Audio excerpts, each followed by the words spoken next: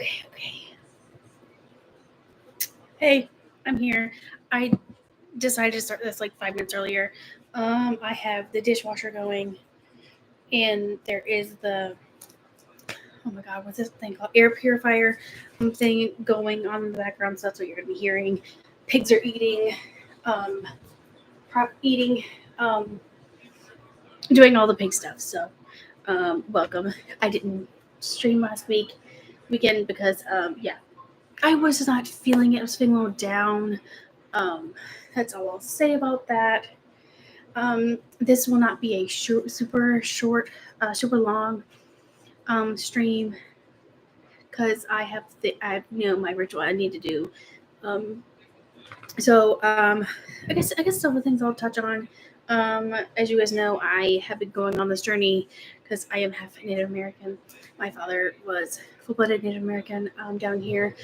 We have a tribe called the Wakamasuan Native Americans. Now, we are not federally recognized. We are state recognized, so that's probably why you don't really know a lot about us because down here in North Carolina. But that is the tribe that I'm a part of. My father used to dance in the powwows. I'll probably share some photos here. Let me find them. I need to put them in like in a folder, just so they're easier to find. But let me find it really quick. Wherever he is at, because he's hiding. Okay, so no, this is a picture of a picture. So I took a picture of a picture. Okay, it's like yeah. So this is my dad right there. He used to dance in the powwows. This was like of a time where powwows. Stop! Get it! She's sitting there chewing on stuff. Say hi to Stella. Hello, I'm chewing on stuff. Oh, sorry, Stella. I did hold her kind of wrong. She didn't like the holding, so it's my fault. I'm sorry, Stella. You're right to do that. Anyway, did have her kind of funky around the arms. So I apologize for that, Stella. I'm sorry. Dogs will surely let you know if you hold them wrong. Oh, see, she's okay now. She's like, it's okay. I'm going to apologize. It's okay. They will surely let you know. Don't panic. They'll let you know. Anyway, so, besides that. So, he used to dance in the powwows. This was around the times when it was around the times when powwows were not allowed. Culture, like our culture was not allowed to be celebrated. It was very hush-hush. So when he was doing it out loud and proud, the other people around him were like, oh, God, you're doing that. So I remember I was reading a book. One of our very first female chief leaders, she discussed in her book that there's a lot of shame built around, dancing in powwows because, we were shut down for it, Stop.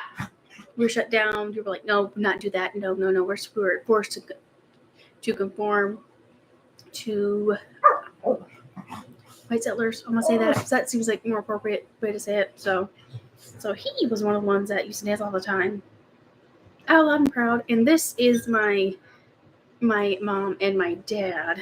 See, that's them. See, mom. Yeah. See. I have my dad's features, but I have the colorings of my mom. But when I get out in the sun, I tan really quickly. I tan real good. But once it's wintertime, I look like Casper the Ghost. Just like my mom. Which she joked about it in her life, that she was Casper the Ghost wife, which was funny. But yeah, that's them too.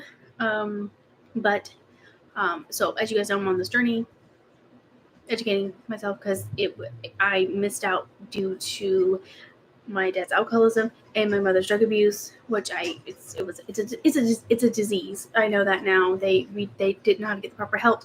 We didn't know how to get the proper help for them at the time, but things have fallen into place for me where I can re-educate myself. Really, because I've always felt a strong pull to my culture. I've always have. It's a natural thing that goes to me. So I am reading a book that my dad used to mention quite often. I didn't really know. I'm like, what the fuck is that?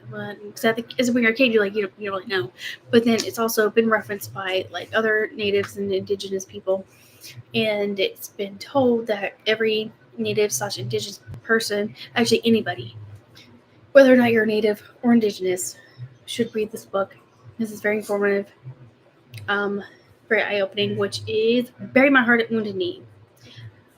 I've been reading this, been chugging away at it. I am about like this way through. So, um, it this is very different from what I've read. Normally I'm reading like fiction work. There's a clear plot line of one character, but you're following things through Indian history because this is what they're there. Because at the time, this was before. Because I think in 1960s, in the 1960s through 1970, that's when the term Native Americans was termed. That we were termed because it was deemed more factually appropriate because we're Native Americans, we're native to the land of America, and and this was well before colonization. So that's why we mostly use Native American. Because I think a lot of the time now, if we say Indian, they think that we're Indians from India. So I can kind of get that. You want to differentiate, saying, I'm not an Indian from India. Yeah. So, but at this time when this book has been written, we all still went by Indian. I would always say Indian when I was young and lived with my mom and dad. So if I switch back and forth between Indian and Native American, it's the same thing. I just switched back and forth between the two because I grew up as a child calling myself Indian, not Native American, but now I say Native American just so that they know. I think this older lady, even she said, because I was wearing some some earrings that were that I got from the powwow this year. Is hey, where'd you get your Indian earrings? And so I think so yeah. But this is an Indian history of American West. So basically, all through like Wyoming, through Mexico, Wyoming, Montana, that area. Like when you think of Native Americans or Indians, you think of like the Montana area. The flat plains. That's where you typically think of Indians and Native Americans. Like Dances with the Wolves, like that kind of location, that kind of time period. So this is basically the history through, like, they start off with, Columbus coming here, mistakenly discovering us, colonizing us, and going through the early 1800s through the Civil War. And I think by this time I am at 8. Oh, Lord, I got hiccups. I'm so sorry. I think at this time I'm like at 1870. April what? April 2nd? No, shoot. I'm at April 2nd, but don't remember what year. I think it's like 1870. 70 something. Come on, there's gotta be a year. Come on now, people. I'm 1873. So I'm at like 1873, 1875. So I went from being from like early 18th. So yeah, this is the time period I'm in right now is 1873, 1874. But it basically telling you the history from Native Americans' point of view, Indian point of view, from different wars. So there is the Long Walk of the Navajos. That's chapter 2, but their manners are decorous and praiseworthy. But yeah, that's like the inner. Yeah, so the Long Walk of the Navajos. What really stuck out to me so far, is just, I don't know. Maybe it's just because like it's like the pure torture out of it. Because I don't know what it is. Something just about it just stuck out to me. It's like the white settlers, they made not only the Navajos, since they're residing in like the Mexico territory area. Not only were they punished by the Mexicans and the Hispanics. I don't want to say Mexicans. I don't want to be offensive or anything like that. I would be very respectful the best way I can. But like they were terrorized and messed with by the Hispanics there in Mexico, by the residents of Mexico, right? But then they were also terrorized by the white settlers, were to to the point eventually where they were forced to march from Mexico all the way to Fort Sumner to a shitty ass reservation where they lost quite a bit of people due to the inclement weather, not having proper clothing, starvation, exhaustion, making them march day and night, and then to another shitty reservation to where they lived on a land that was not prosperous, didn't have any game for them to hunt, didn't have any ammo to hunt the game, which there wasn't any, and then couldn't plant nothing because nothing would grow, and then they fought against it, and then they were banished. They were exiled from that reservation, made to move to another shitty ass reservation. It was kind of the same thing over again, where it was no game, no land for them to plant nothing, for them to prosper and live their lives like they want to, and then the white settlers took that land as well. So it's like, all right, that just. And then I read the Rise and Fall of, I cannot say that name, but this guy, he basically, I need to write his name down. I really need to make notes. But this guy, Ilway Parker, he was born as a Native American, but he ended up like adopting like the white settlers' ways, but he's ended up getting really educated. He wanted to be a lawyer. Ended up being denied that because he wasn't American, because he's not white.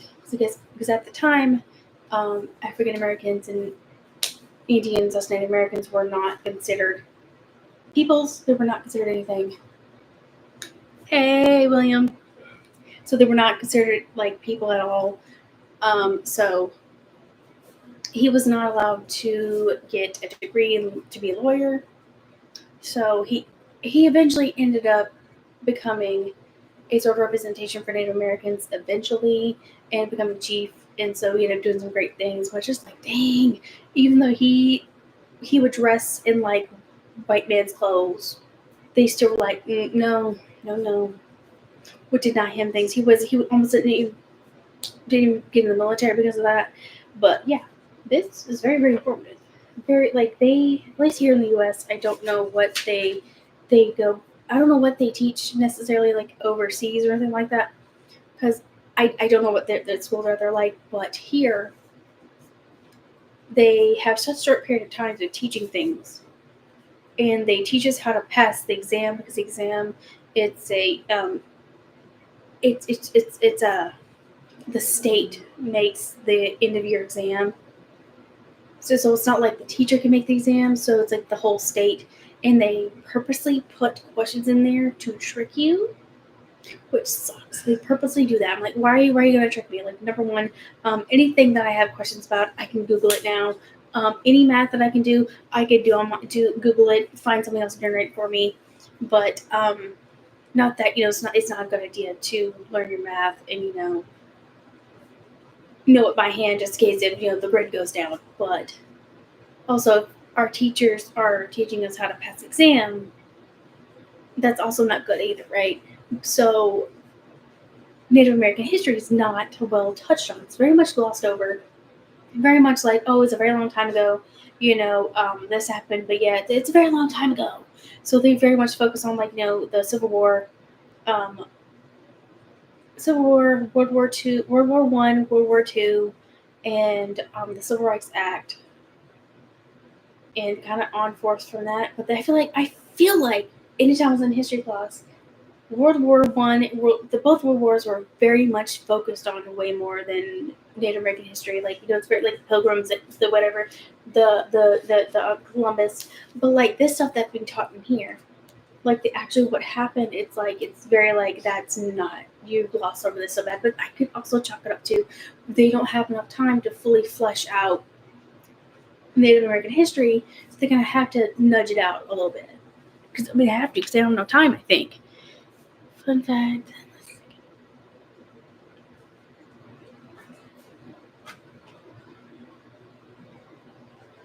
Ooh, that's a good fun fact. So, I had a thought. What was my thought? Damn. What was my thought? I had a thought and just went shoof right on my brain. Oh, the quote. So this quote that is in this book, right? Um, I feel like here in the U.S. states, it is very, very, very relatable to the time that is happening.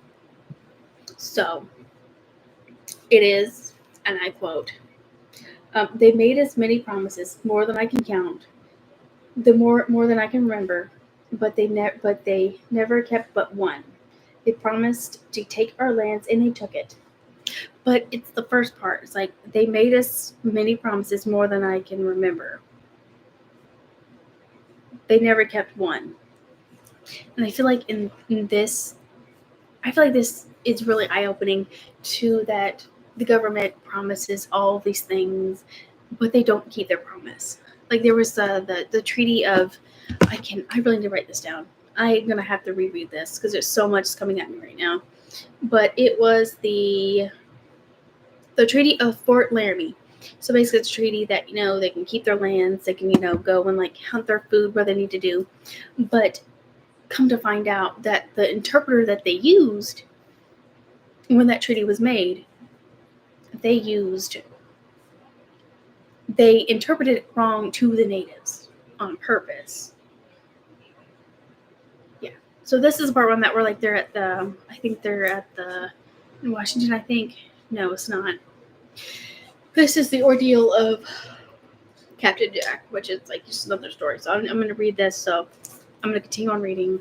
Um, yeah, it's just a lot.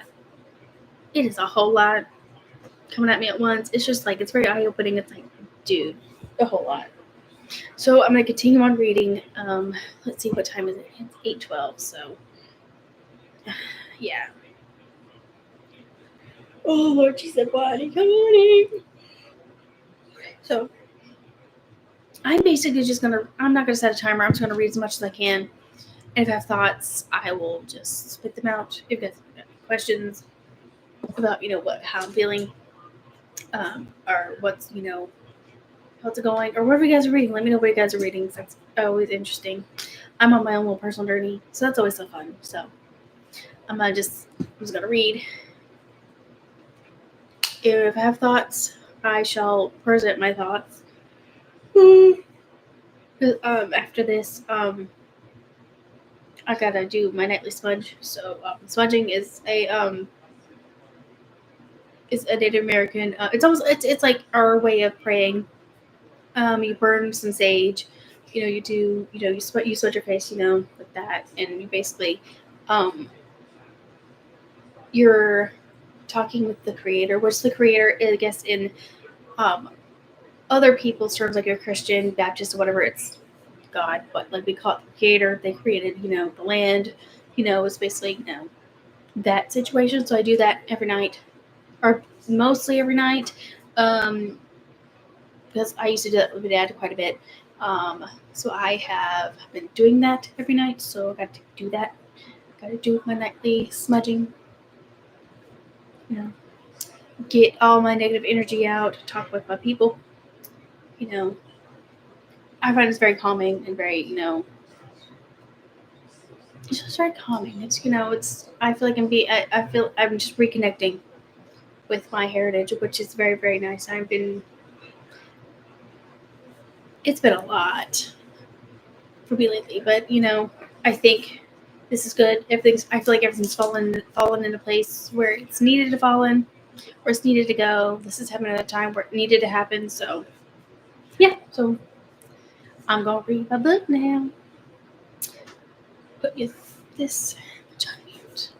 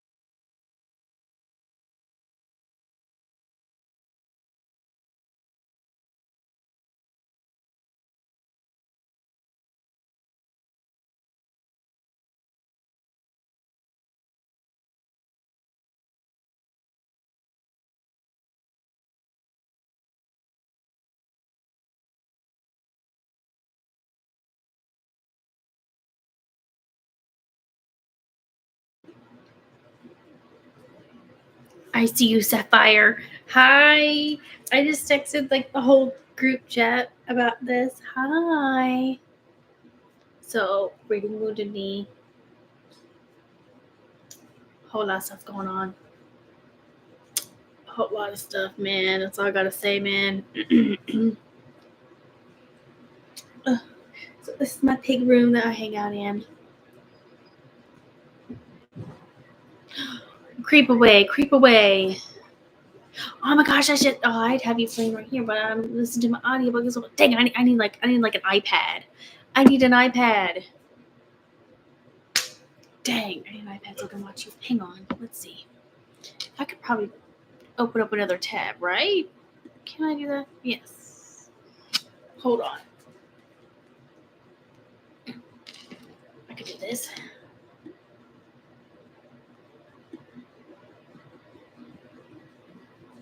Like strong.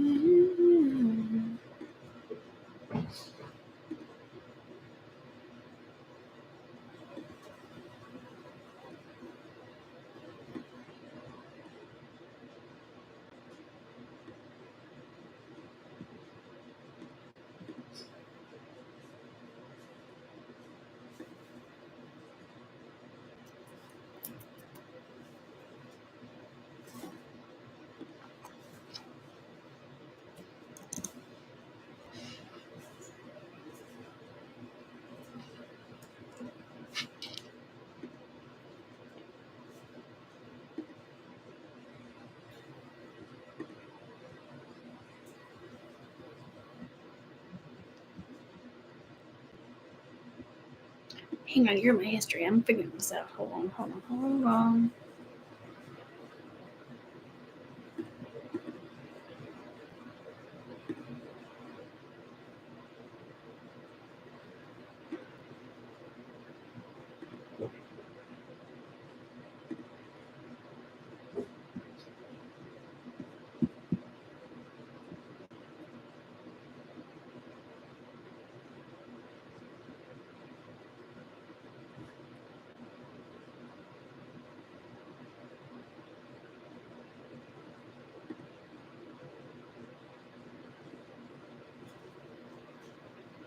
Okay. Maybe that'll work. You're live streaming tonight at 8:30, right, Sapphire? I hope you are, because I think I'm on one. It's at 6 minutes.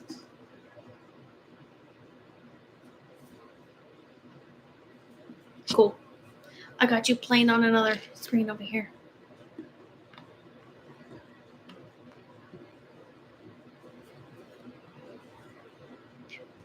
Oh, shoot. Well, if you do, I am waiting. I know I had some internet issues with mine too last week, and I just gave up. So I'm like, well, I'll give up because it technical difficulties. So I have like my stream up here, and then another tab up with you over here. Yep, on my computer. So I'll be hanging out with each other.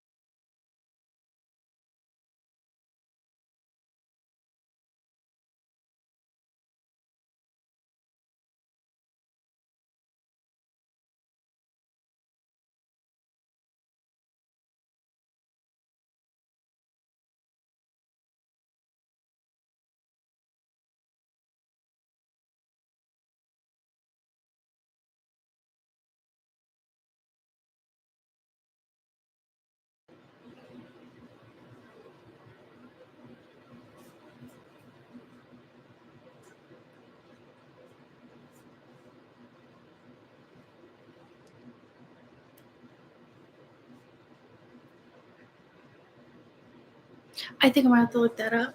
Hold on, I'm screenshotting this. I kind of want to anything that's I feel like that like anything that's of importance. I want to. So right there, I'm gonna screenshot this because what I'm trying to do is when I'm reading. Hold on, Command 3. Is that screenshot? I sure did just screenshot. Oh wait, screen 4. Oh, there it is. Cool.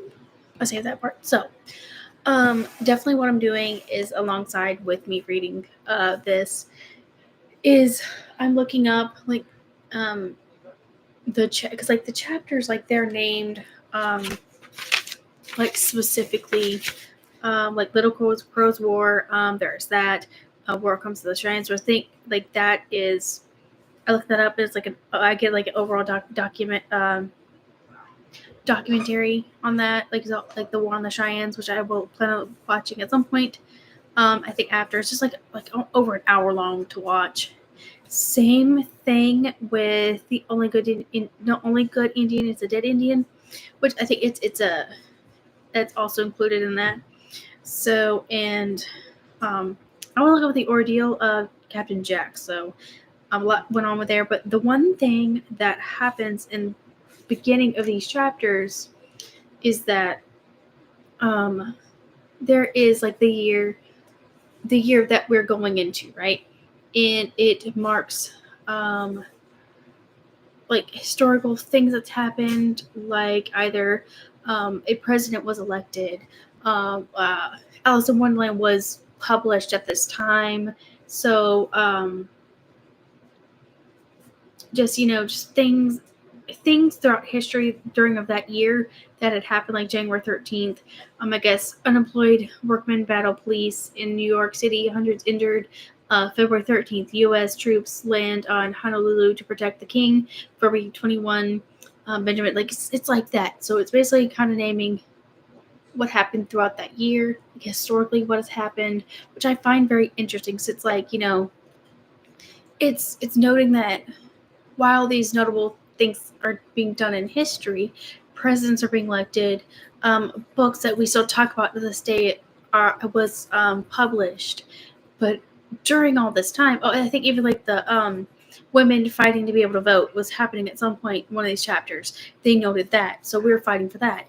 But all these big time history things that are noted, all that was going on, but simultaneously while that was happening, Native Americans / like Indians who were fighting for their lands, being slaughtered. They were going to Washington to try and like. The one thing I really notice is that you see Indians scalping people. Like you see them scalping. You see them being the violent one, right?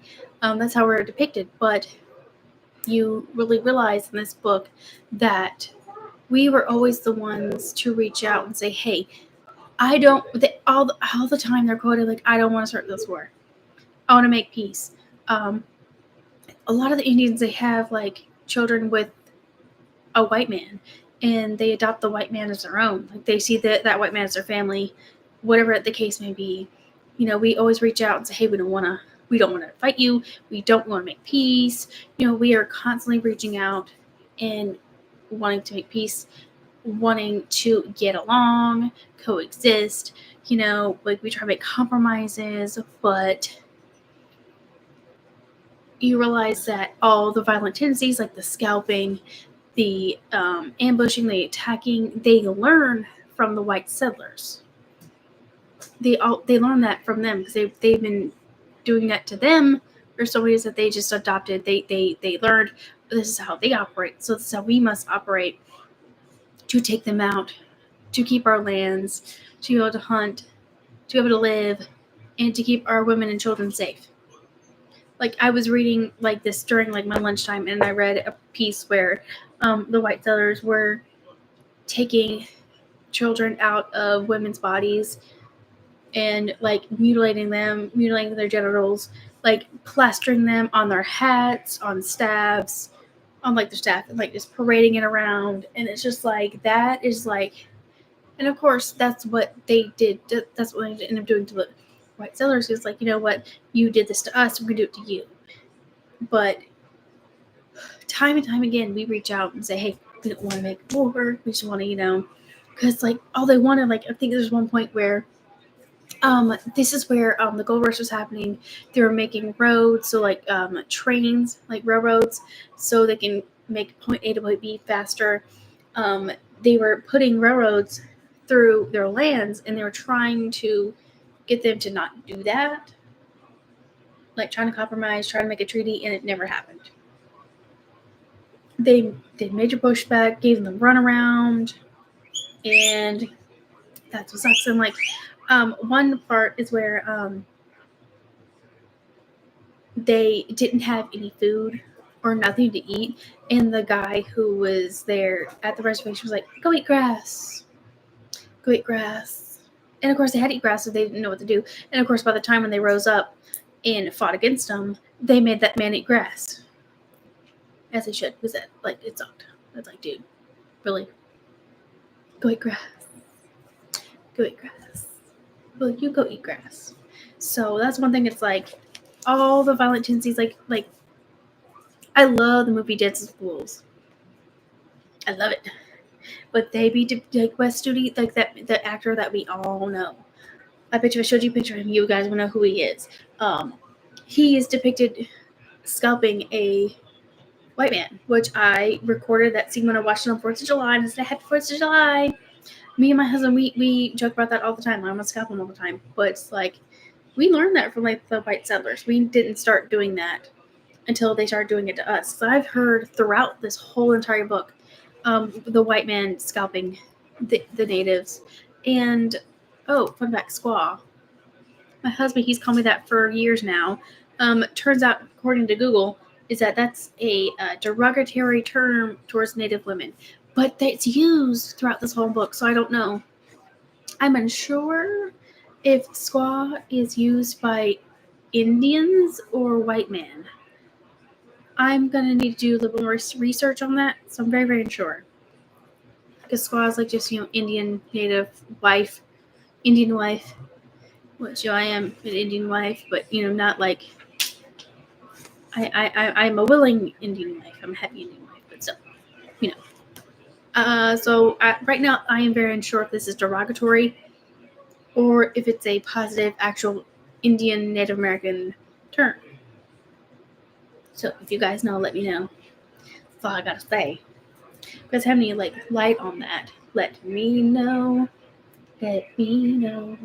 So, but I continue on reading. Now we're on to the War to Save the Buffalo, which I'm assuming that there is this picture, this infamous. It's like just buffalo carcasses built like almost sky high, because the white man just took out.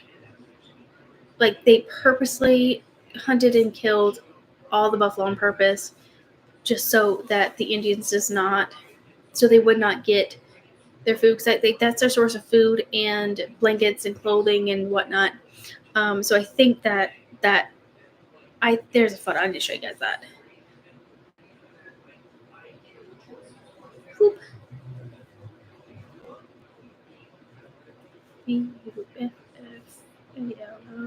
War.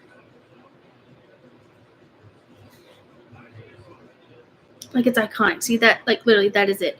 Like this is the photo. Like this is the photo right here. That's all like buffalo carcasses and bones that they purposely did. Like they took out. Like that is just like a lot. Like that's horrible. Like that picture. Like when you see it, it's like, oh, like So that's what I'll be reading. But I just find it very interesting. Circling back to the point of like they notate like history throughout the year, like through the year that we are reading about. Like all this history is happening at this time, right? But then also the atrocities that are happening towards the Indians are happening too, you know? So I think that's a very interesting way of how he set this whole book up when he wrote it. So going back on to reading.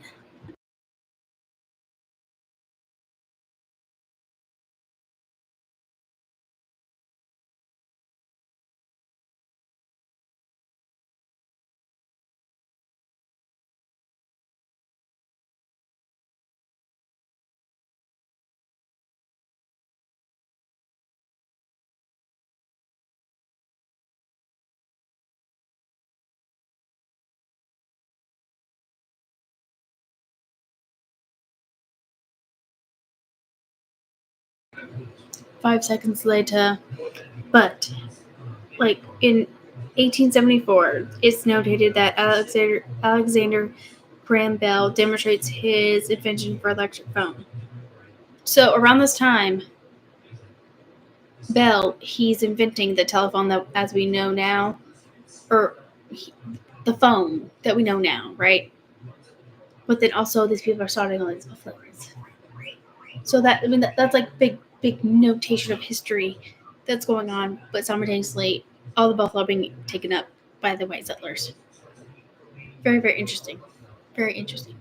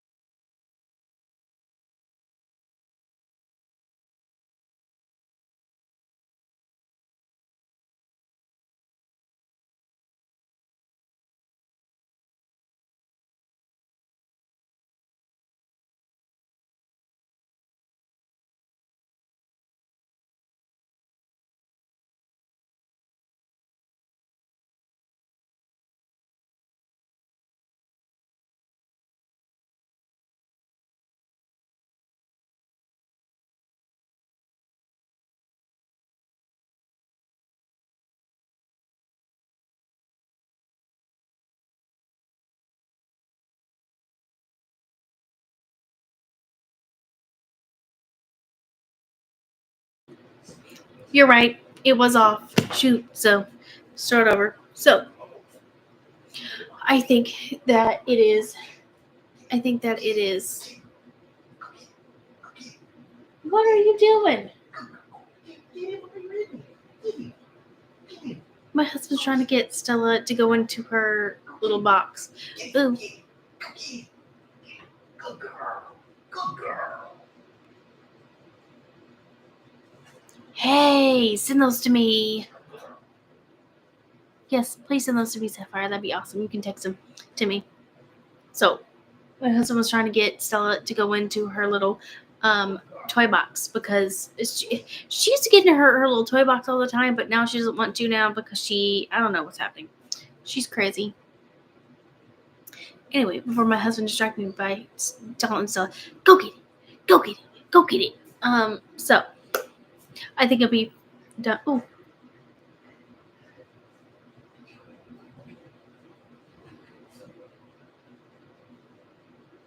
Oh, got it. So, anyway, my thoughts. I think for reading tonight, this will be it. Number one, I'm tired. So, a whole lot's going on. It's just, it's hard, at least for me, if I'm just straight reading history stuff, recounting history, it's hard for me just, spit it back out. Like, hey, this is what happened. Unlike real, like, if it's a fiction story, there is a clear plot line. We're going to talk what's going on, but here it is recounts of history, so it's like, it's hard for me to recount that of what's going on. So I think it was like just with Becoming Kin, that book that I was reading earlier. Basically, that's hard to kind of recount. So the first time it's like, even like Game of Thrones, like with that, so that is it's fiction, but it's very like dense fiction. So a whole lot's going on. You're not going to understand everything the first time that you read. So I really think like the back half of this year is that my real lesson of this year of reading wise is that you're not going to understand everything that you read the very first time you read it, and that is okay. You can always go back and read it again and you'll get more of it the second time, right? So I think that's actually one of the biggest lessons I think I'm learning this year, is that you're not going to understand everything that you read the first time around, and that is okay. You can reread it. So with this, I'm just reading it through, taking in what I can take in my first time reading. And again, I have no idea why specifically The Long Walk of the Navajos really stuck out to me, but that story specifically stuck out to me. I don't know why, but that really did. But then again, it's like, that's okay. That's okay. So I think with like the Becoming Kin book, I'm going to need to reread that again, because I think I would get a lot more of that on my second time reading it. And I will be going back to this eventually. But yeah, it's just a whole lot going on. Just a whole lot of things, and there's like, like there are also like songs in here that I wish in the audiobook. I don't know if you guys can see that, but I wish that the audiobook had that in there. But yeah, oh Lord Jesus. So I think that's going to be it for the night. I will, catch you back. I'm going to try and do this every week. Again, I'm sorry. I'm going to try to do this every week. Last week was a hard time, so I was not all there. That's all I'm going to say about that. But hopefully I'll try and see you guys a little bit later. I have the video clips on my phone of all of the Menendez Brothers books I've gotten, because I know the Menendez Brothers was the thing, and now it's Hush Hush. which I think is interesting. And P Diddy. P Diddy, he's also very, very hush hush now. You don't hear nothing about P Diddy no more. You know, he's a big hot topic of how he's a predator. He diddy done done. He done done. Like he's going to prison, all that stuff. And now it's not. You ain't hearing nothing about him no more. But anyway, so I have some Menendez brothers. I gotten one book is still on the way. Is on the way. Actually, let me go check up on that while I am looking right now because it's supposed to be here. Like what the 8th? Hold on. The 18th through the 20th. So it's supposed to be coming soon. The Menendez brothers. It's supposed to be that book that's coming in. So that's supposed to be coming. So at some point, I did not pay $29 for that book, but whatever. Anyway, so that's supposed to come in. Actually, the Menendez brothers books that's coming in. So that's included in the video that I have videoed. It's clipped. I just got to put it together and upload it. I think I might do that this weekend to let you know. Oh, but it's mainly like indigenous native books that I've gotten, so that's it. So that'll probably be uploaded soon. But I hopefully will see you next Friday at 8 p.m. So thank you for sitting with me and reading with me. I will see you guys later, and either on a live stream or a book that I will be reviewing or book haul. So I shall catch you guys later.